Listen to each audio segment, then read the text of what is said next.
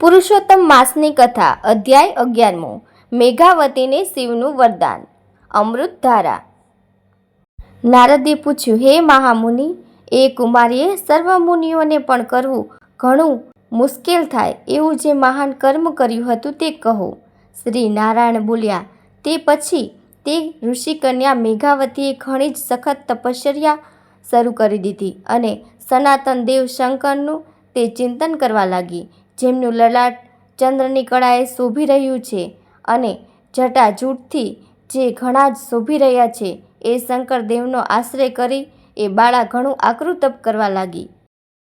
ગ્રીષ્મ ઋતુના સૂર્યમાં તે પંચાગ્નિના મધ્યમાં બેસતી, હેમંત ઋતુમાં તે જળ મધ્યે બેસતી, ચોમાસામાં ઘાસની પથારી કરી ઓઢ્યા વગર સૂઈ રહેતી, આહારમાં ફક્ત ધુમાડો જ ગ્રહણ કરતી તે કન્યા તપ કરવા લાગી।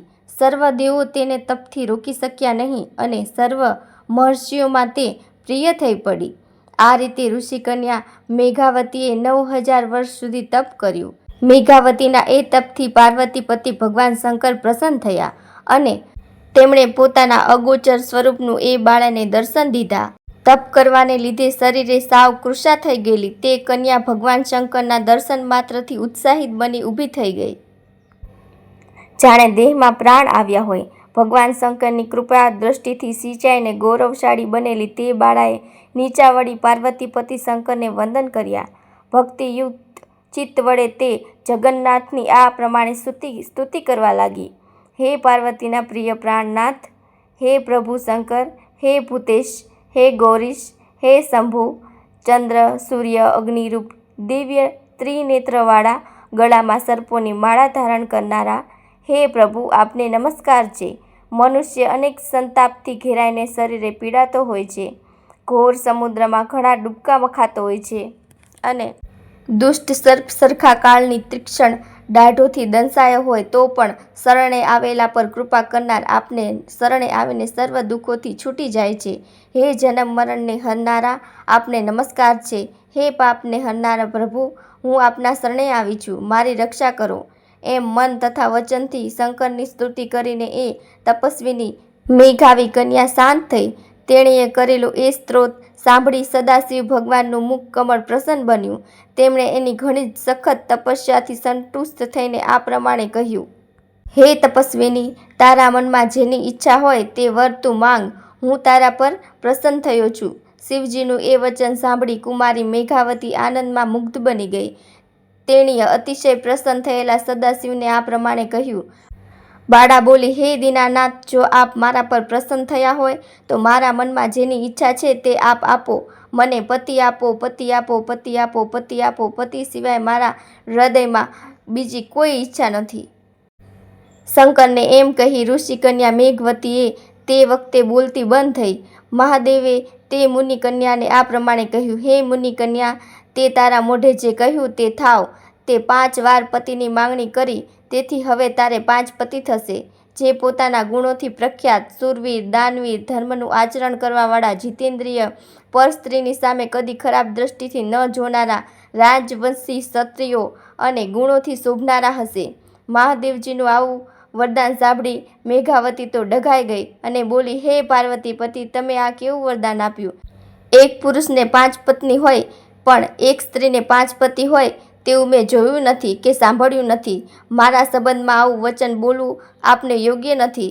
આપના આવા વરદાનથી જગત આખામાં મારી હાંસી થશે। હું આપની ભક્ત છું, આપ કૃપા કરી મને આવું અયોગ્ય વરદાન આપશો નહીં। આ તો મારા વર્ષોની તપસ્યા એળે ગઈ એવું મને લાગે છે। આમ બોલી તે અત્યંત દુઃખી થઈ રુદન કરવા લાગી। તેને આમ વિલાપ કરતી જોઈ ભગવાન શિવ બોલ્યા, હે ભયભૂત થયેલી બાળા, આ જન્મમાં એમ નહીં થાય પણ બીજા જન્મમાં એમ થશે। મહામુનિ દુર્વાસા મારી પ્રિય મૂર્તિ છે, તેમના શબ્દોનું તે અપમાન કર્યું છે, એ જો કોપાયમાન થયા તો ત્રણેય જગતને બાળી નાખવા સમર્થ છે અને સર્વદેવોને જે પ્રિય છે એવા ગોલોકપતિ ભગવાન શ્રીકૃષ્ણનો પુરુષોત્તમ માસ તે કર્યો નથી અને ઉપરથી તેનો તિરસ્કાર કરી તેની નિંદા કરી છે। એ કારણથી તારા 5 પતિ થશે। અમે બધા દેવો પણ પુરુષોત્તમ માસને શ્રદ્ધાપૂર્વક સેવીએ છીએ। જો શ્રેષ્ઠ રીતે જપ, તપ, વ્રત, પૂજા કરવામાં આવે તો પુરુષોત્તમ ભગવાન જલ્દી પ્રસન્ન થાય છે, પણ તેઓનું અપમાન તો કદી ન જ થાય. તે એમનું અપમાન કર્યું છે, તેનું ફળ તારે ભોગવવું જ પડશે. એમ બોલી ભગવાન નીલકંઠ શંકર તરત અદૃશ્ય થઈ ગયા અને એ ઋષિકન્યા તો ટોળાથી વિખૂટી પડેલી મૃગલાની પેઠે ચકિત થઈ ગઈ.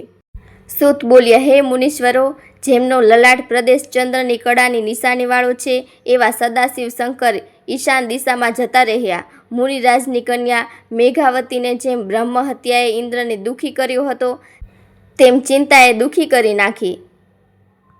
શ્રી બૃહનારદીય પુરાણના પુરુષોત્તમ મહાત્માનો મેઘાવતીને શિવનું વરદાન નામનો 11મો અધ્યાય સંપૂર્ણ. હવે પતિત પાવન પુરુષોત્તમ માસની કથાનું રસપાન કરીએ. વણિકની વાર્તા. એક ગામમાં ગરીબ વિપ્ર દંપતી રહે. સંતાનમાં 7 દીકરા. માંડ ગુજરાન ચાલે. એક સાંધે ત્યાં તીર તૂટે એવી ગરીબી. એકવાર ગામમાં એક મહાત્મા આવ્યા. બ્રાહ્મણની ગરીબી જોઈને તેમનું દિલ દ્રવી ઉઠ્યું અને તેના ઉપાય તરીકે તેને પૂર્ણ શ્રદ્ધાથી પુરુષોત્તમ માસનું વ્રત કરવા કહ્યું. પાવન પુરુષોત્તમ માસ આવતા બ્રાહ્મણીએ વ્રતનો સંકલ્પ કર્યો. પડોશમાં એક વણિક રહેતો હતો. ચમડી તૂટે પણ દમડી ન છૂટે એવો મહાકંજૂસ. ક્યારે દાન ધર્મ કરે નહીં. સંતાનમાં એણે 7 દીકરી પણ દીકરો એકેય નહીં. પુરુષોત્તમ મહિનામાં લોકોને વ્રત કરતા જોઈ વણિકને પણ વિચારા કર્યો કે મારી પત્ની ગર્ભવતી છે. લાવને હું આ વ્રત કરું, કદાચ પ્રભુ દયા કરીને આ વખતે દીકરો આપે. વણિકે પણ વ્રત શરૂ કર્યું. એ પણ બ્રાહ્મણી સાથે નદીએ નાહવા જવા લાગ્યો. ત્યાં સ્નાન કરે, વાર્તા સાંભળે, પણ જ્યાં દાન દક્ષિણા આપવાની વાત આવે ત્યાં આડું જોઈ જાય. કદી કોઈને કશું આપ્યું ન હતું, એટલે પાય પૈસા આપતા જીવ ન ચાલે. એમ કરતાં કમલા એકાદશી આવી.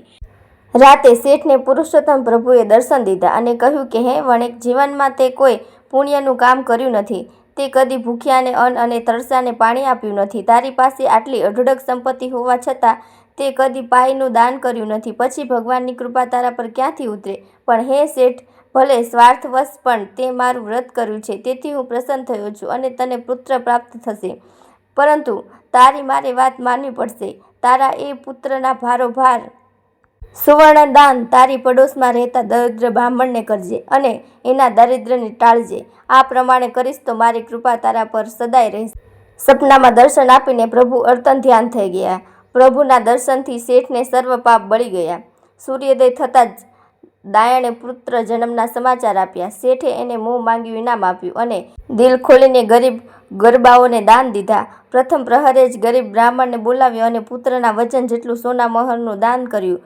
બ્રાહ્મણનું દારિદ્ર્ય ટળ્યું. આખી જિંદગી બેઠા બેઠા ખાય તો પણ ન ખૂટે એટલું ધન બ્રાહ્મણને મળ્યું. બ્રાહ્મણ બ્રાહ્મણીએ અને શેઠ શેઠાણીએ આજીવન પુરુષોત્તમ વ્રત કરવાનો સંકલ્પ કર્યો. હે પૂર્ણ પુરુષોત્તમ પ્રભુ, તમે જેવા બ્રાહ્મણ બ્રાહ્મણીને અને શેઠ શેઠાણીને ફળ્યા એવા વ્રત કરનાર સૌને ફળજો.